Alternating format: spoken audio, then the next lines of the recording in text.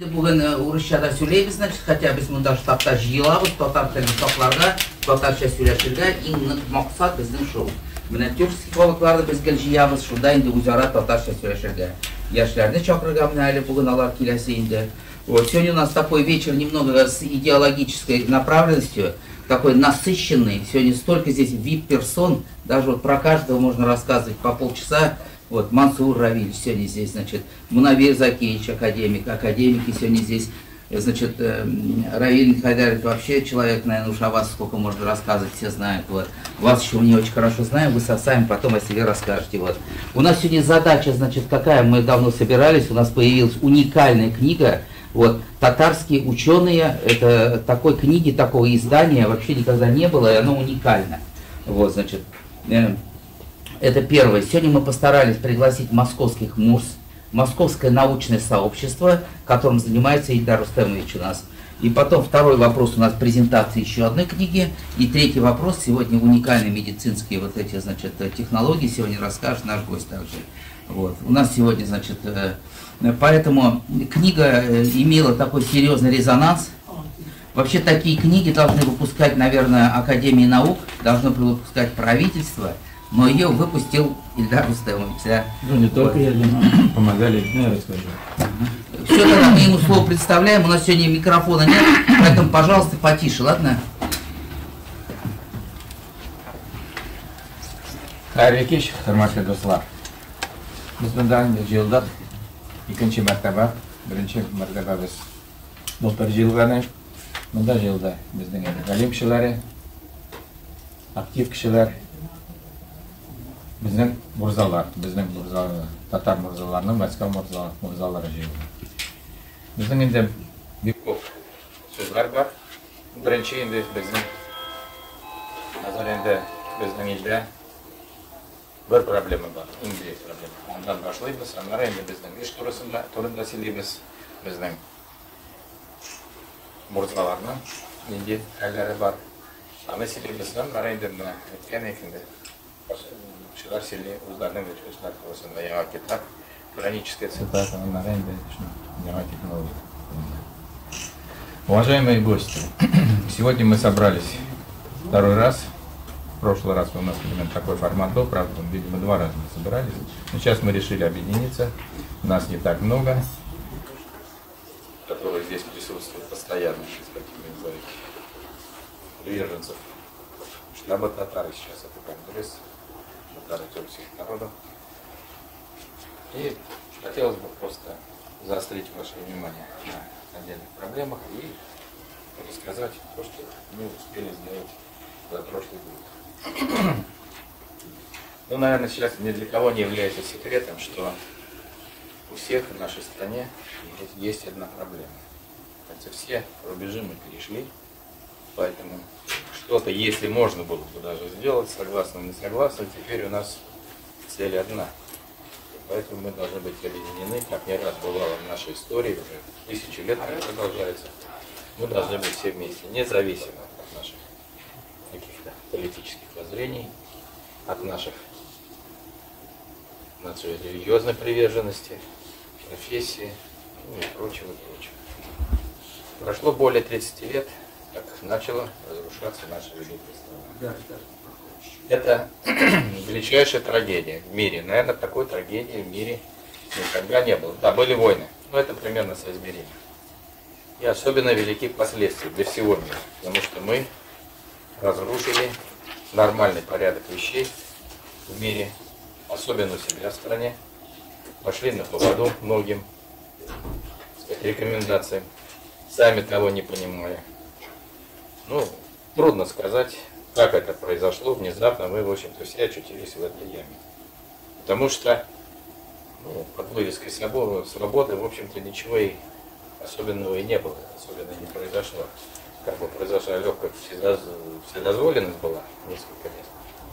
Но так это, в общем-то, призывы, по сути дела, и последствия были просто маргинальные. Это разрушение нашего общества, разрушение нашей идентичности. Вот недавно мы отмечали 80 лет Сталинградской битвы. И вот там все, что не говорят об этом событии, Что мы защищали? Мы защищали наш энергетический ресурс. Мы защищали трассу, по которой доставлялась нефть из Баку. И как мы могли вообразить, что наши братья-азербайджанцы теперь станут иностранцами? Как мы могли вообразить, что в Центральной Азии возникнет? Ну, будем откровенны, это квази-государство. Они не имеют опыта ни государственного управления. Ну, были какие-то отдельные канцлеры, но в принципе, по современным меркам, где-то 200 лет это не государство. И возникли эти государства. Там же было очень много заводов туда перемещено, опять же, их приняли. А уж я не говорю о людях, которые, в общем-то, туда переселились,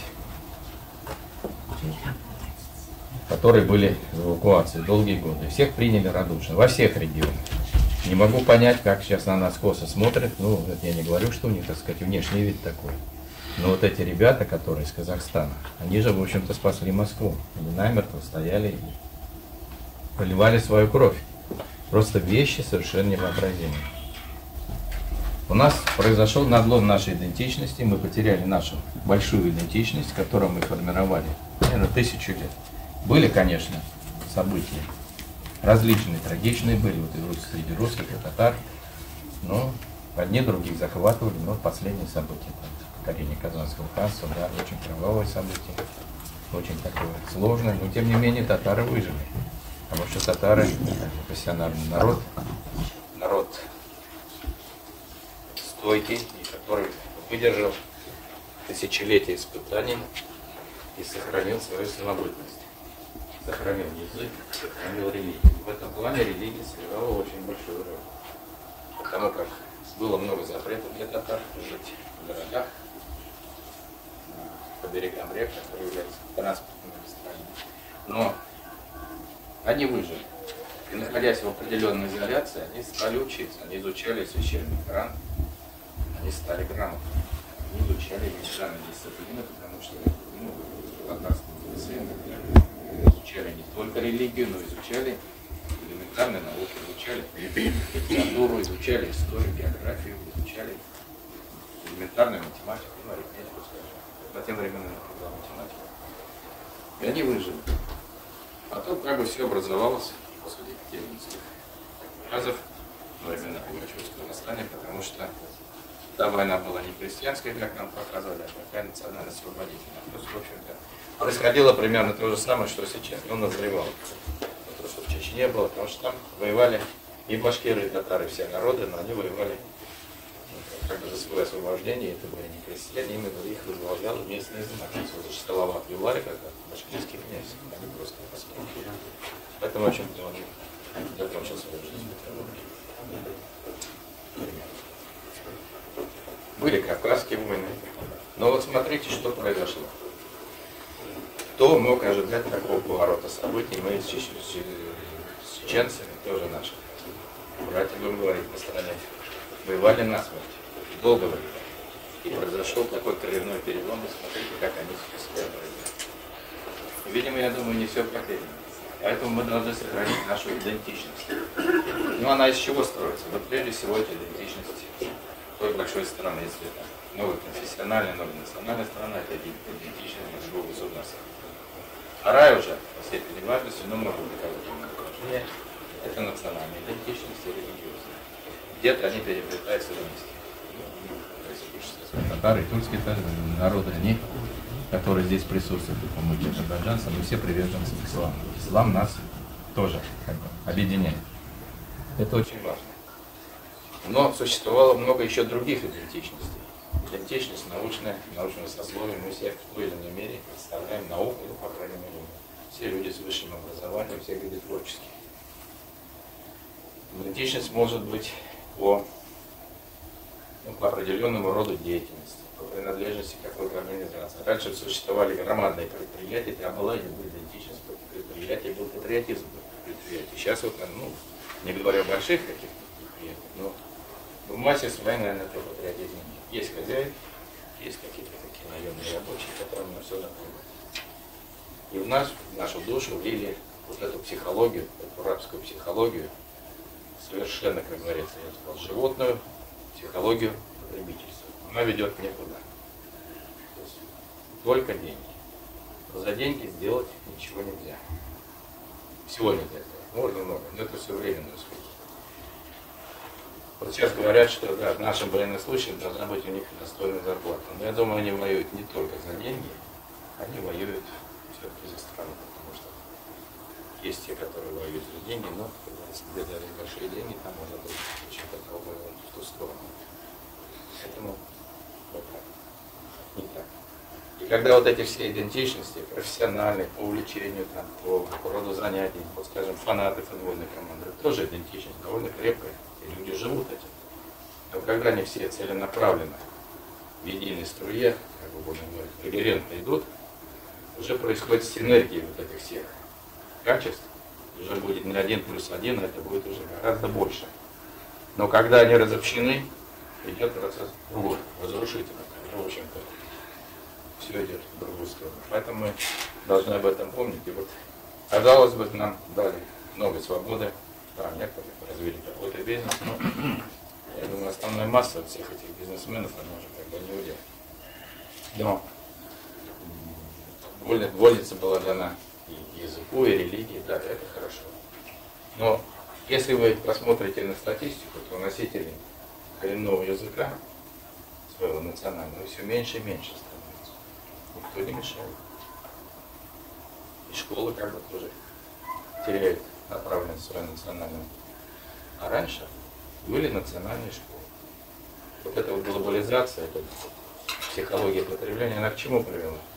Что люди, в общем-то, стали забывать свои корни, откуда они, откуда они произошли, для чего они живут. Это самое главное. Человек живет не для того, чтобы питаться там, отдыхать, благоденствовать. Он живет, у него должна быть какая-то цель, мотивация в жизни. Человек у нас от животных этим и отличается. Если мы этого не понимаем, ну, день прошел, и два, и ладно. Всего не съешь, говорю, всего не купишь, я не буду пословицы всякие, вульгарные, хорошие приводить, но это очень трудно делать. Поэтому результат оказался такой формы. Разрушили науку. Что произошло? Ну, в общем-то, все разобщены. Вот сейчас посмотреть на Большую академию. Возраст уже, наверное, около 80 лет, средний возраст. Близко.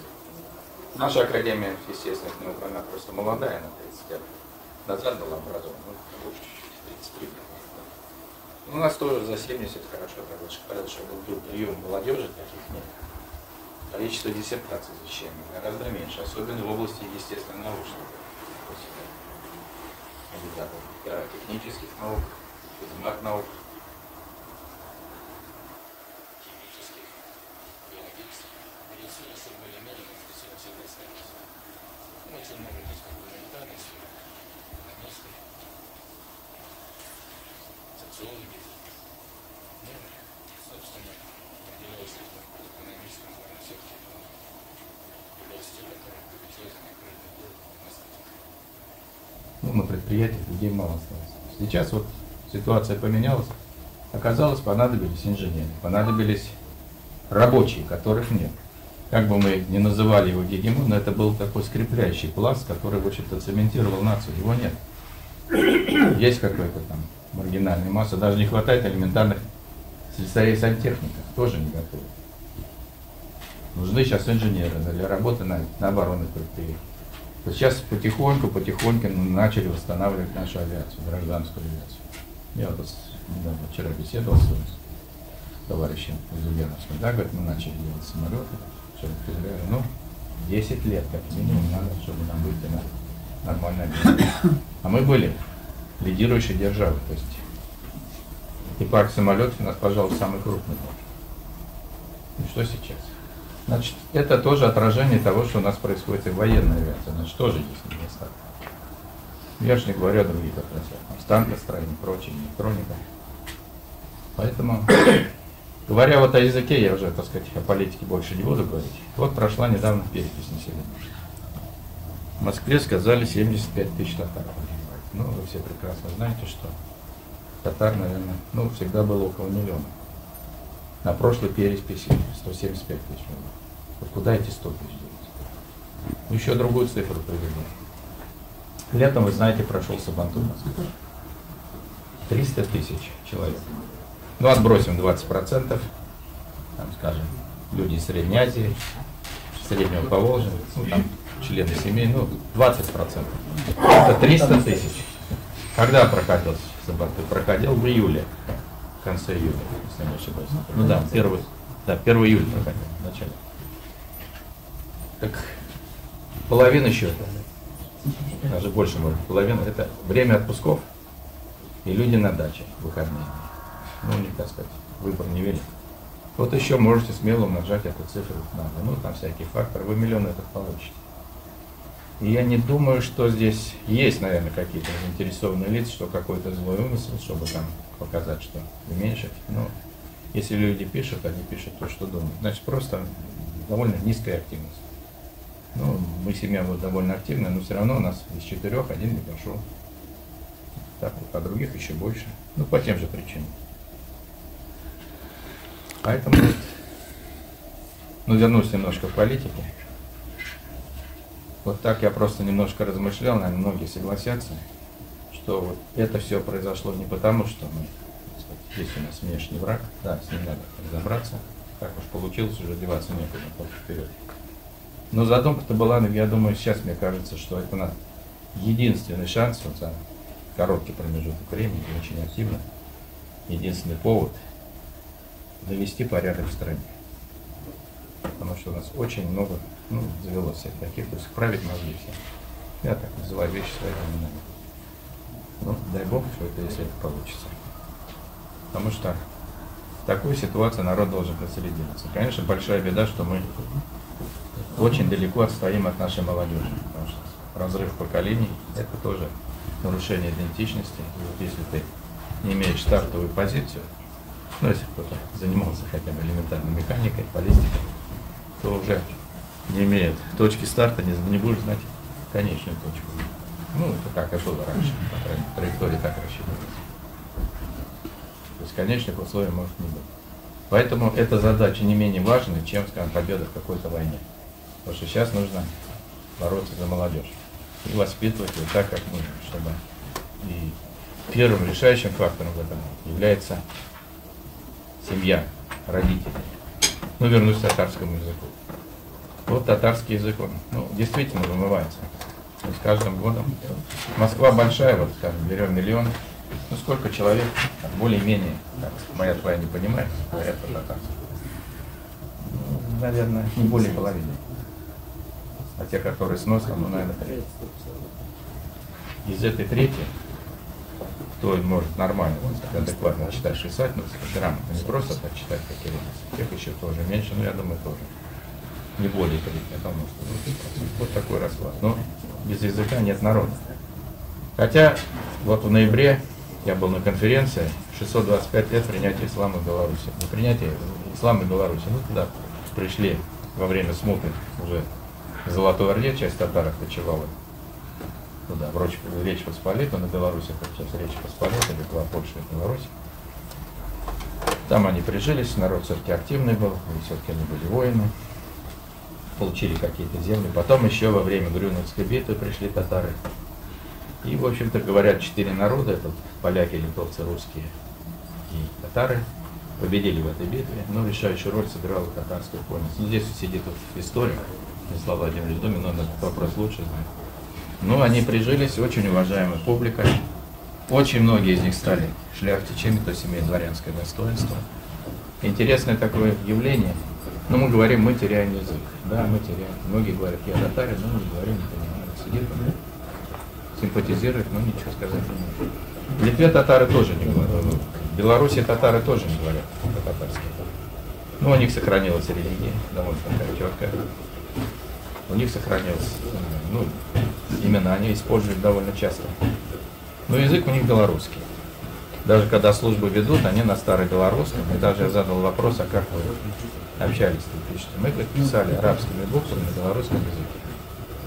Ну вот евреи тоже тысячелетиями существовали. Может быть, нам одной из таких тактик избрать, чтобы татар, как из которых не говорящих, хотя бы как-то так консолидировать, потому что их не надо отталкивать. Потому что их, вот скажем, у нас, ну, 5,5, я думаю, миллионов 7 в России. Татар, которые, ну, всех. Потому что мы строили эту страну как говорится, вот, не только, как говорится, от Золотой Орды, там, от Атилы, Русское царство, там, Советский Союз. Но это мы государствообразующая нация, поэтому везде, от Бреста до Камчатки, до Сахалина, везде есть. Поэтому это тоже является нашей большой родиной. Но мы также должны этот народ консолидировать. Говоря о русских, почему нас не понимают? Потому что они другие. Не те же самые татары. Ну, так сказать, с определенной степени. Ну, процентов на 50. Наш полукровок, наверное, 50% татарской крови. В России, наверное, миллионов 50 меньше. Первое поколение, второе поколение. Поэтому это язык надо сохранять. Почему язык еще у нас утрачивается? Но опять же, глобализация. Люди в нашем мире, я буду говорить о ситуации в Казани, в Татарстане. Прекрасный специалист, ну знаете, Казань город Калужа. Третья столица, так она есть. Там все отрасли промышленности представлены. И в пропорции, скажем, концентрация на душу населения, наверное, Казань даже посильнее, чем Москва, потому что Москва это громадное пятно, город паразит, потому что у нас производства не так много. Поэтому, но люди заканчивают вузы. И не потому, что, может быть, не такая интересная работа, но, скажем, более адекватная зарплата, поэтому они уезжают в Москву, в другие города или дальше. Мы теряем свое население. Ну, еще приходят люди. Ну, деревня, она, их мало в деревнях относительно. Ну, какие-то еще раз поступают туда, но все идет этот процесс. И почему бы нам, в общем-то, не укреплять наши регионы, пусть там, где родился, там и пригодился. То есть создать условия. Я думаю, Татарстан это выиграл. Хороший специалист, экономический рост. Может быть, это немножко выглядит наивно, но мне кажется, что здесь есть какой-то определенный смысл. Ну, что еще я хотел сказать? Ну, отчет. Что мы успели сделать? Сейчас все сложнее. Я еще раз говорю, что и наука стареет, и наше дворянское собрание стареет. Вот здесь у нас присутствуют академики наши. И мы провели в прошлом году конференцию. Ну, тут, может быть, будет выступать. У нас сидит, здесь находится исполнительный директор Ренат Шакирьевич. Создали прекрасный сайт, провели конференцию татарский язык в условиях глобализации, фискальной глобализации. Мы уже подготовили книгу, что скажу. Сделали презентации, сделали показания в школе.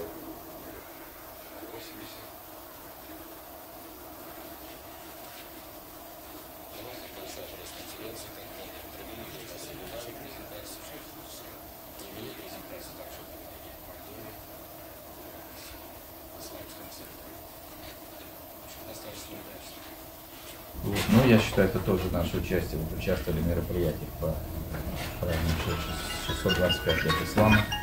Ну, вот будет конференция, я тоже как бы буду позиционировать, не только как Российская академия, естественно, но и Татарский центр. Будет конференция по идентичности в Майкопе, российской конференции. Так что мы, ну, как можем, так и, в общем-то, работаем. Ну, подготовлены были статьи, опубликованы в журналах и в Татарском мире. Татарское дворянское собрание. Вот здесь присутствует наш секретарь, Гузель Кудашева. Но мы считаем, он тоже член нашего собрания. Это вице-предводитель российского дворянского собрания, главный геральдмейстер Думин Станислав Владимирович, в котором тоже течет татарская кровь. Ну, еще у нас появятся люди тут. Ну, так получилось, что мы все успели. Ну, мы тоже как бы, ну, что сказать, ну, пытаемся в нашей деятельности осуществлять синергию, как бы объединять наши усилия. Какие-то есть наши татарские организации, как бы делать совместно.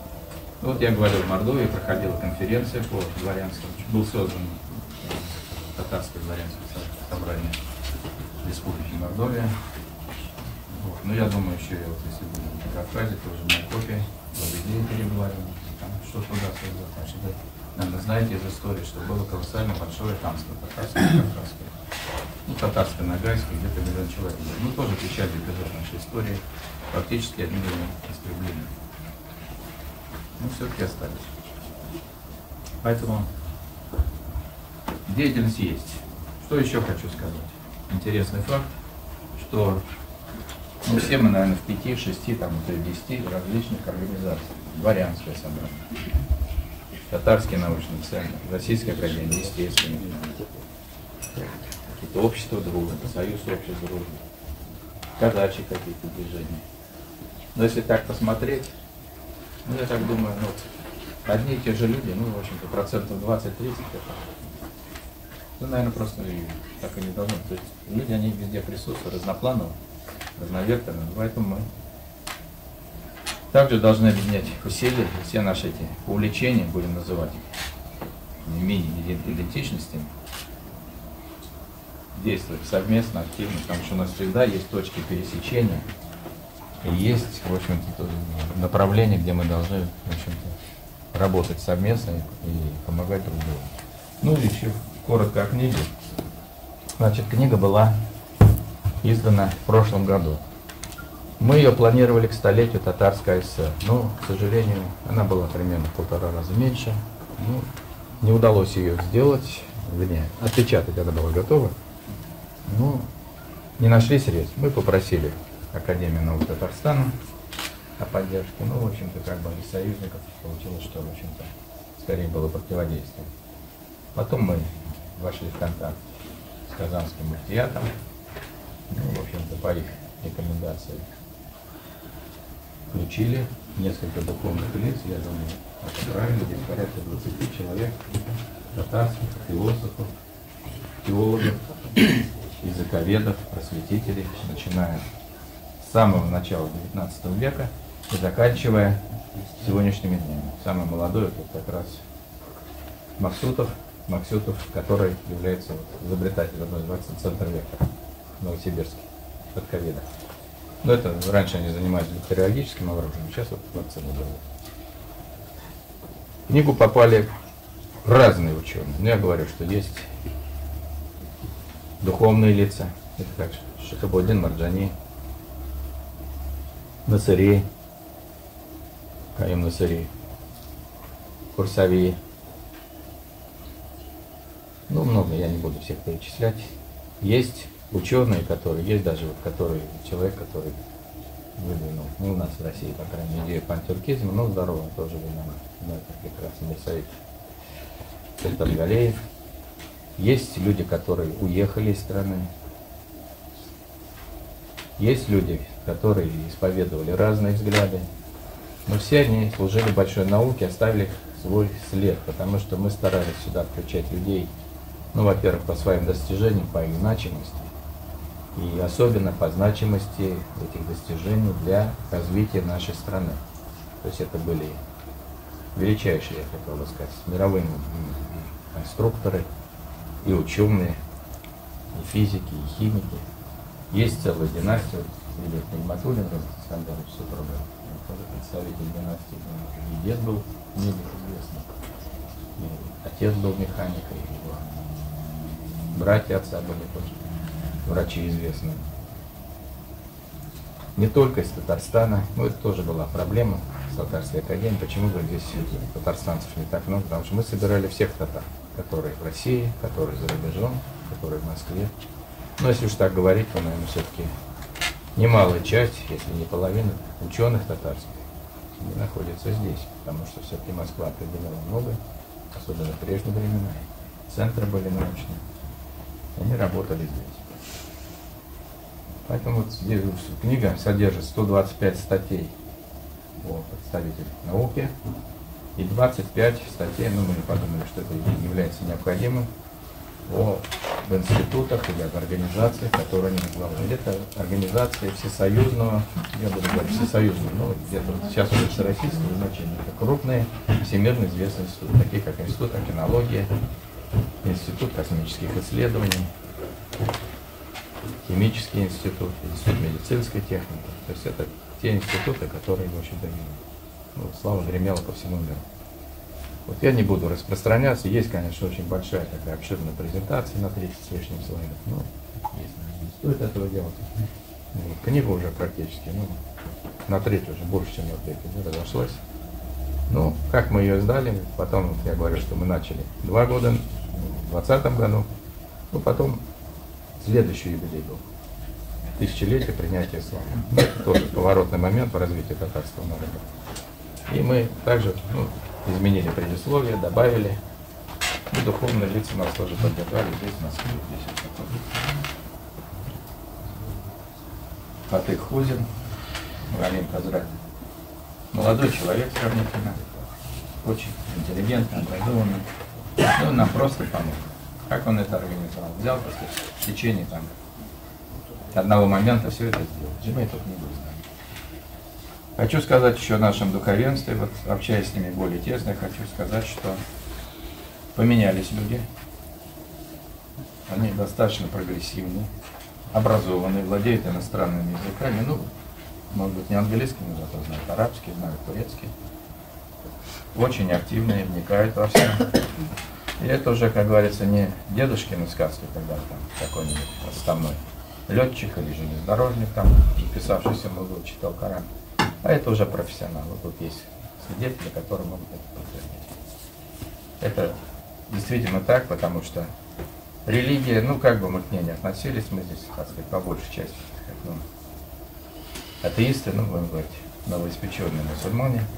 В душе это есть, да, но мы не владеем всем полнотой знаний, так сказать. Молиться не умеем, только несколько знаем, но тем не менее. Это действительно большая наука, потому что знать Коран досконально — очень серьезная наука. Ну, здесь как раз сидит человек, который гораздо лучше об этом может сказать, потому что это действительно так.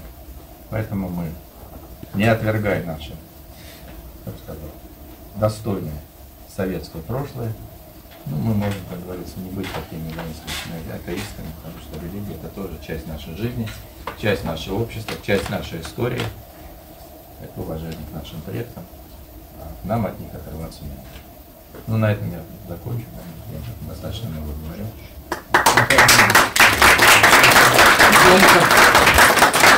Вообще я сам присутствовал вот на этой презентации в школе, в Казанской, да. Я вообще в Казани потом вот эта вот пресс-конференция в Татар-Информе была, это был большой резонанс. Я же говорю, и ученые из Москвы издали книгу, приехали, это, конечно, как-то несколько так было для всех очень интересно, поэтому книга уникальная, конечно. И мы, наверное, в глубине души, мы об этом не скажем вслух, но мы все подумаем. Нужен второй том. Мы готовы. Значит, что я хочу сказать. Есть ученые. Вот у нас как раз с Ринатом Шакирджановичем был вопрос. Он просил одного человека включить там, как мы не договорились. Есть очень уважаемые люди, можем, так сказать, татарские ученые. Татарские, не как руководители, мы придумаем назвать, потому что были, они, может быть, и не имели научных званий, титулов. Но они очень много сделали для страны. Они были министрами, они были героями труда, они были мощными производственниками, они были организаторами. О них тоже не надо забывать. Потому что мы опять, еще раз, меня заносят в политику. Мы все время смотрим на рекламу, на этих хвосток, я не буду называть их, как не буду, педерасты. Это все просто загадили, все это телевидение. Поэтому мы должны говорить о людях достойных. Те ни на каплю не сделали колоссальные гонорары, еще, как говорится, грязь льют. А те люди достойные, авиаконструкторы, я не только татарцы, обо всех, о них не говорят. Атомщики. Вот сидит супруга как раз, вдова покойного академика Ибрагимова, президент Академии промышленной экологии, он здесь есть, который создавал энергетику, атомную энергетику, но не только такой, но и автономную для подводных лодок, очень был физик, серьезнейший физик, она тоже математик. И, кстати, дочка тоже известного татарского писателя, она может сказать о себе, репрессированного, который погиб, в общем-то. Вот о таких людях надо говорить. Может быть, о татарских писателях. То есть взять, я готов проработать, скажем, какое-то видение.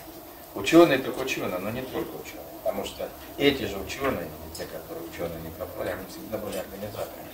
Потому что у меня вот с Татарской академией наук тоже был вопрос, я говорю, что ученый не тот, кто защитил докторскую диссертацию, вот, скажем, на каком-то букваре или еще на чем-то, а тот, кто внес серьезный вклад, что-то сделал, весомое.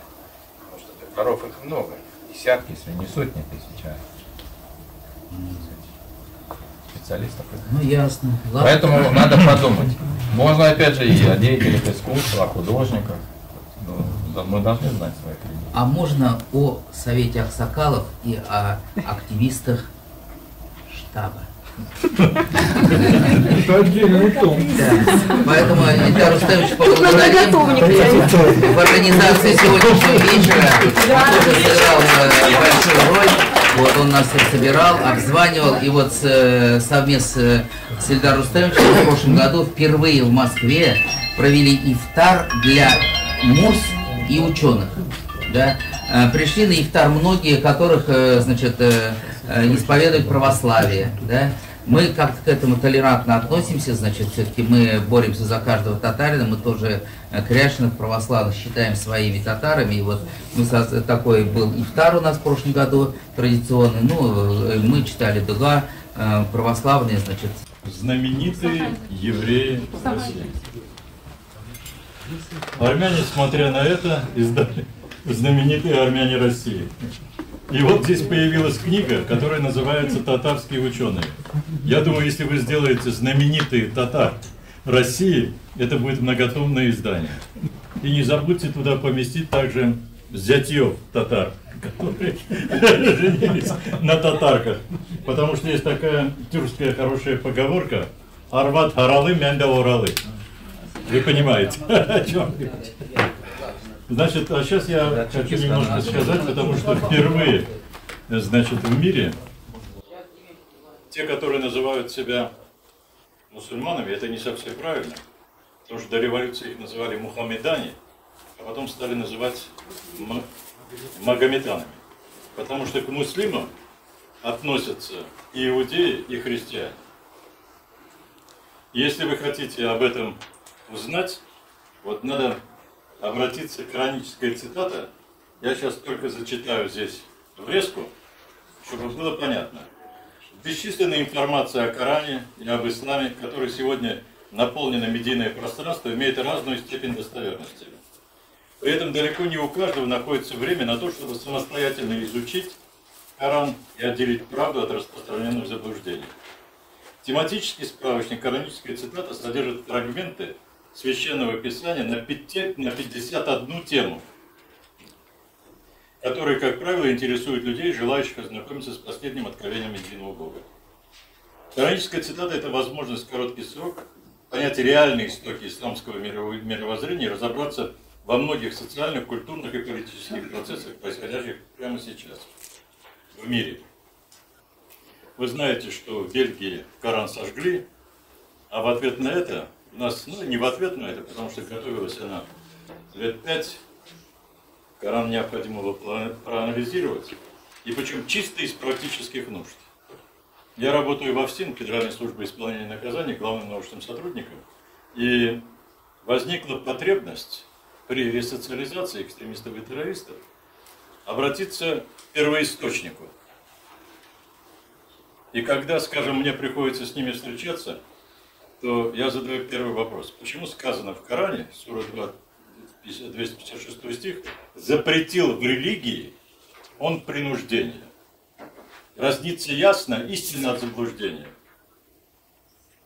Кто обратился к добру, отверг зло, тому я воздам. Я говорю, почему это сказано? И они в ступор впадают.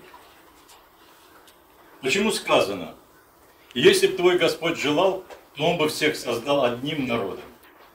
Вас возвращение всех ко мне я сам рассужу, кто из вас прав, а кто виноват. Только вдумайтесь в эти слова.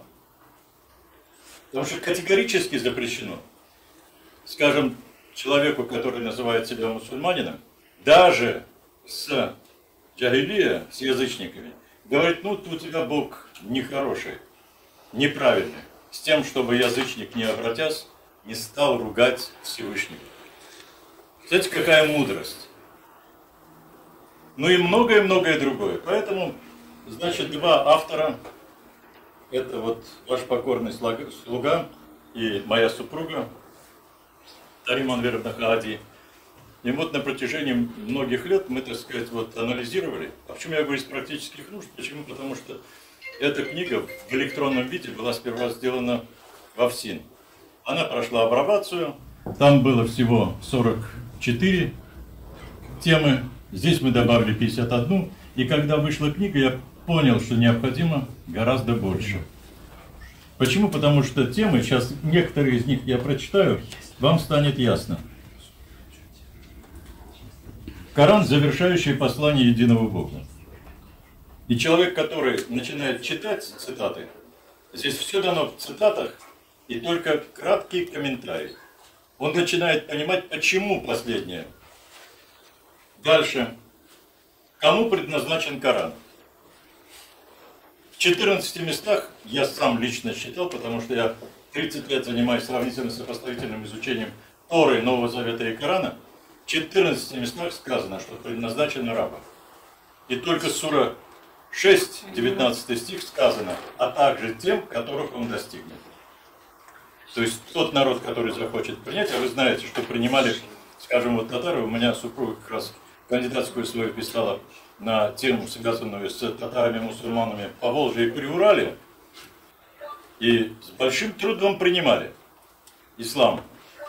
Почему? Потому что миссионеры Западной Европы не только сегодня, они и тогда постоянно были здесь, от Папы Римского, которые постоянно агитировали, давайте принимайте христианство именно католического вероисповедования. Но вот приняли ислам, и слава Богу. Дальше. О Деве Марии, матери Иисуса Христа. Единственное, о ком пишется, о женщине, это дано, и объясняется почему. О Деве Марии. Дальше. Мухаммад – печать пророков. Почему печать пророков? В комментариях сказано, почему? Потому что человечество, и согласно Корану, достигнет того уровня, когда уже самостоятельно начнет формировать и формулировать нормы своей жизни. Об этом вначале сказал Иисус, а потом уже и Мухаммад. А что это не произошло? Произошло. Кто из нас с вами живет по нормам шариата? Отрубает руки у воровки и так далее. Кто за прелюбодеяние сегодня побивается камнями до смерти? Таких нет, потому что мы живем по нормам, и слава Богу, говорят некоторые, потому что мы живем по нормам, которые являются светским правом. И так далее. Ну, здесь есть еще и о паломничестве, о молитве, покаянии, то есть все в цитатах. Ну вот, чтобы не быть голословным, позволительно ли, согласно Корану, относиться к мусульманам, иудеям и христианам? Усердствуйте на промысле Господнем, усердием, что надлежит величию Его. Он вас избрал, и в верослужении для вас Он тягот никаких на вас не возлагает. Как и в уставе веры Ибрагима, Авраама, вашего отца. Он называл вас мусульманами и прежде, и сейчас, чтобы посланник был свидетелем для вас, а вы свидетелями были для народа. Действительно, в Коране задается вопрос, и это здесь приведено, а кем был Авраам? Христианином или мусульманином? Или мусульманином? Он был просто мусульманином. И ни к какому вероисповеданию другому не относился. Потому что он признавал существование единого Бога. Это был исторический этап, когда человечество от многобожия перешло к единобожию, а от него уже в эпоху Возрождения, ну здесь присутствует интеллигенция, прекрасно знает, в эпоху Возрождения, Просвещения и Реформации перешли уже к светскому праву и стали формировать и формулировать собственное мировоззрение. А вы знаете почему? Здесь это тоже приводится, но уже в пояснении. Потому что, когда обратились к Иисусу и хотели побить его иудеи камнями, он говорит, за какое из благих дел вы собираетесь побить меня камнями? Не за благие дела, а за то, что, будучи человек, ты называешь себя Богом. Иисус сказал, обратитесь к Писанию, если вы хотите получить жизнь вечную. Там сказано, вы боги. Вот было сказано, что некоторые из нас атеисты, но куда уж более атеистическое воззрение. Обращаясь к людям, сказать, вы боги. Поэтому это поступательное развитие которые у нас есть, причем в интеллектуально-ментальном направлении, вполне понятно и оправдано. Потому что те, которые нас создали, или тот, который нас создал, почему я говорю те, потому что слово «элохим» в Торе дано во множественном числе. И в Коране сказано: вы не спрашиваете меня о том, о чем говорит Верховное Собрание. Я не знаю об этом. О каком Верховном Собрании может идти речь? То есть те, которые нас создали на земле, а человечество – это собирательное существительное, и те тоже во множестве. Поэтому Иисус, когда обращается, значит, говорит: спасибо, Отче, к Отцу Небесному или к единому Богу, что Ты дал их мне, говорит о своих учениках. Я в Тебе, они во мне, да будем все воедино. А это и есть система. Это и есть система. Вы прекрасно знаете, что такое система. Не буду вам раскрывать, но ментально, какой признак кладется в основу? Ментальный признак. Ну, некоторые называют духовный, если использовать терминологию священных писаний. Интеллектуально, ментальный, и поэтому идет такое развитие. Вот вы совершенно справедливо говорили, что, значит, самолетов нет у нас. Знаете, я долгие годы проработал в Государственной Думе, я помню слова Черномырдина, они были сказаны в зале. Я не буду последним премьером, при котором авиационная промышленность падет. А я работал с космонавтом Севастьяном. Он был председателем мандатной комиссии, а я руководителем аппарата. Упала промышленность. Продали все, что возможно. Почему? Потому что первые люди жили со страхом Господним. Это был особый менталитет. И об этом здесь тоже говорится. Страх Господень будет сокровищем твоим. А потом страх ушел. Товарищ Сталин пытался использовать этот метод. Не совсем получилось. Необходимо было сознание высочайшее. Об этом здесь тоже говорится. Что землю наследуют разумные. Поэтому задача наша основная, вот то, о чем продолжение ваше, да, это развитие интеллекта. Когда говорят, бытие определяет сознание, здесь об этом тоже немножко говорится. Не бытие определяет сознание, а сознание определяет бытие. Мы особые существа, принципиально отличные от всего остального животного мира, который нас окружает. Потому что мы обладаем разумом. Разумные наследуют землю. И причем говорится много раз. Нам любят тленные богатства земного мира, а Аллах ведь в будущее смотрит. А с чем было связано будущее? Мы прекрасно с вами знаем. У меня внук задал такой вопрос лет 10 тому назад. Дедуля, а вот когда ты был маленький, машины были? Были автомобили? Почему? Потому что ему кажется, что вот недавно все. Да, действительно, старшее поколение, когда нам говорили, что появится возможность видеть того, кто по телефону разговаривает, нам казалось это фантастикой. А сегодня, пожалуйста, с помощью WhatsApp, с помощью телевидения, и я вот, сидя за столом, вспоминал разговор, здесь об этом тоже говорится, только в кратких комментариях. Потому что 51 тема, вы понимаете, что это вот с тем, чтобы человек мог сразу прочитать. А почему насилие запрещено? С какой целью запрещено? Почему? Потому что мы единое целое.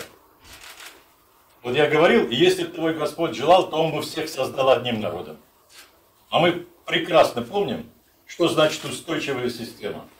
Это разнообразие составляющих ее элементов. Если все деревья в лесу были одинаковые, они говорят, ну откуда мог знать безграмотный Мухаммад все это, если только не по наитию сверху, не с помощью откровения. Я долго говорить не буду.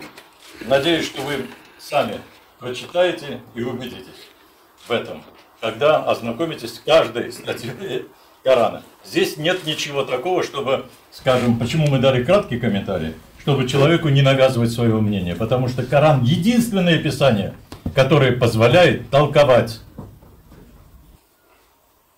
Тора – это императив. Слушай, делай. Кто не с нами, тот против нас. Евангелие допускает разномыслие, чтобы искусственные проявились. Об этом пишет апостол Павел. А Коран изначально предназначен для того, чтобы люди могли ознакомиться и иметь свое собственное мнение. А это и есть преддверие научного познания мира. В науке не может быть устоявшегося мнения. Спасибо за внимание, дорогие коллеги.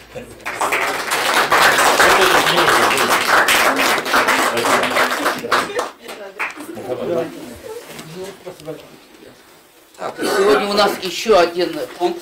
А, вы хотели добавить? Да, я забыл. Пару слов еще друзья. Это мой соавтор.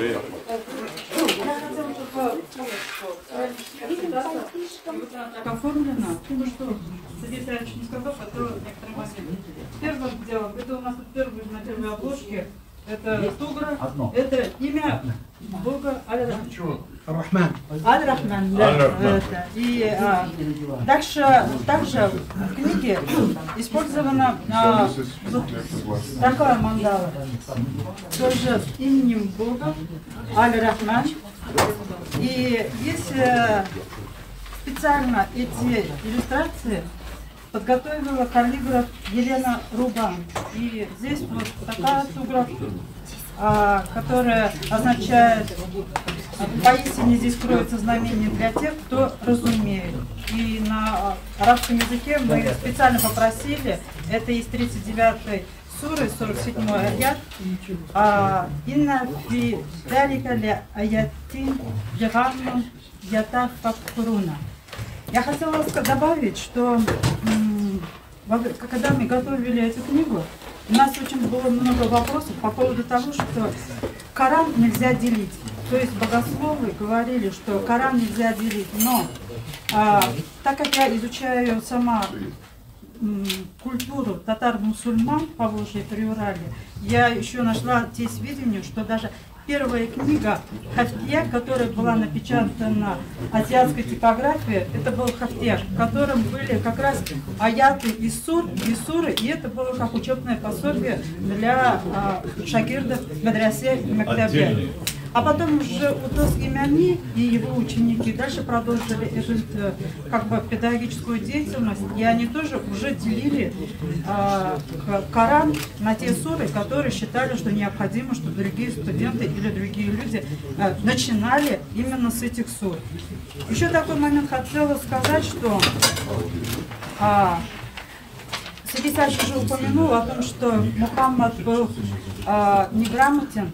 Нам, когда мы готовили эту книгу, особенно в введении, есть такой момент, что когда не спосылался Коран, это пророку Мухаммаду, на горе Хира, когда я была на хадже, я как раз там посетила эти святые места, нам говорили, что Мухаммад был, наверное, грамотен. Потому что богословский спор идет везде о том, что Мухаммад был грамотен. Оказывается, у богословов уже это очень большой спор. Хотят его показать очень грамотным, научно обосновать Коран.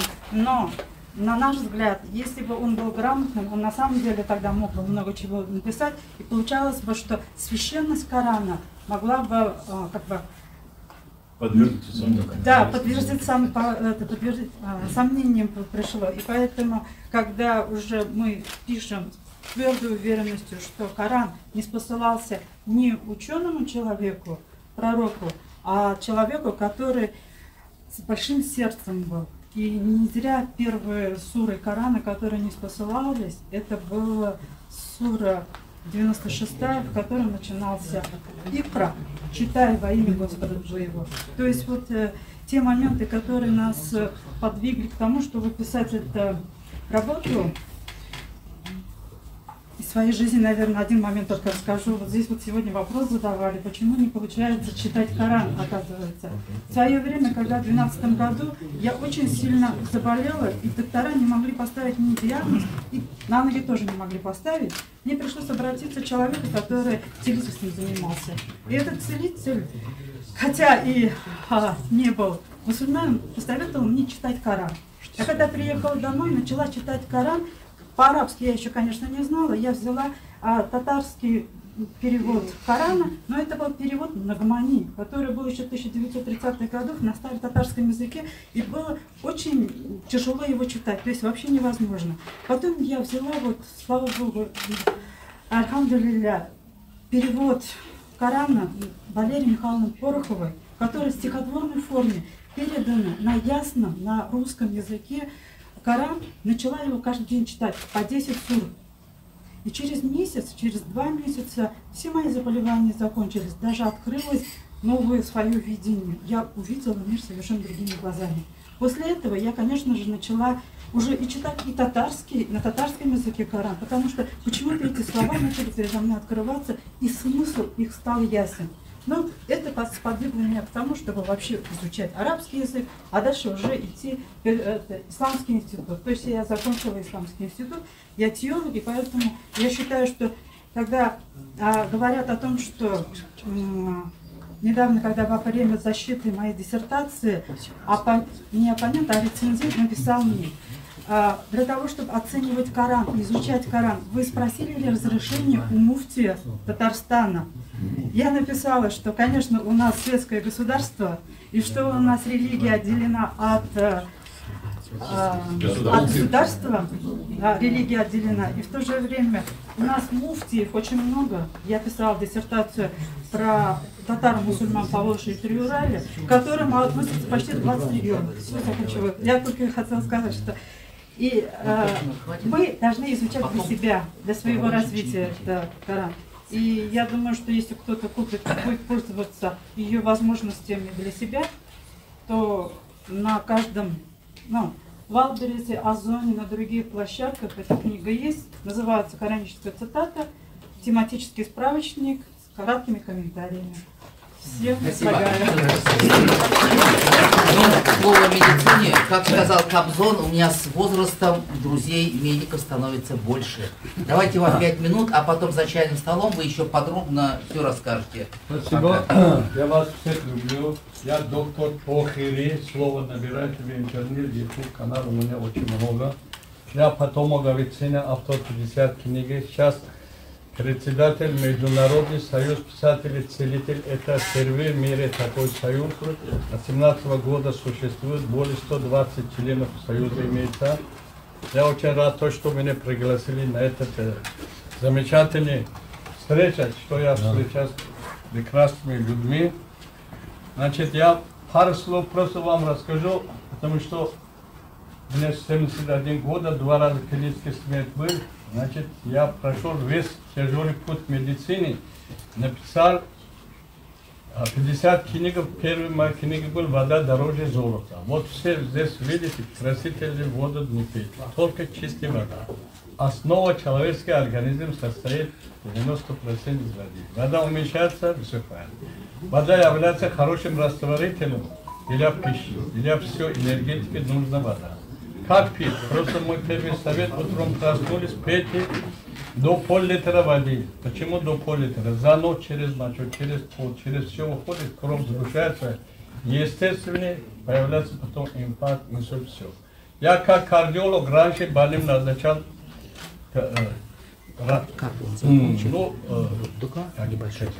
который разжижает кровь, препараты. А сейчас только говорю, пей воду. Как? Каждые 2 дня. Пейте, растут. У кого появился ринит, гайморит или слезотечение глаз, просто взять один лук, кипятить 5 минут, потом разрезать на мелкие куски и на оба ноздри маслом. Полчаса полежить. Потом делайте, вам все входит. Буквально у вас на 3-й стан все проходит. Здесь канал выходит, он обладает рассасывающим эффектом. Раньше у кого был фронкул, карбонкул. Хорошо, это все в кулуарах. Кого интересно, уникальный исцелитель, уникальные методы, кому интересно, подходите, и он напрямую можете... Если кто-то интересует, я принимаю пациентов еще 2 дня на Тверская 12, строение 7, травника, здравница, Гордиева. Я только вернулся с Уфы. Кто в будущем хочет сотрудничать, я провожу здесь сейчас тренинги. Как прожить 100 лет без болезни. Надо людей учить быть здоровым, а не лечить. Все отлично, да. Спасибо. В общем, договариваемся через меня. Если через меня дороже, можете напрямую. Для всех народов. Неделя араб, это Коран разделяется на меканский часть и медицинский часть. Меканский часть это была Мухаммад среди арабов только и несколько раз обращается к арабам, да. Но когда в Медине уже государство, исламское государство, все о люди, Коран, весь Коран написано о арабах. Не говорим о христиан. Да, иногда обращаются к христианам и евреям, да, как Аль-Китаб. Но всегда обращаются о люди и о верующих.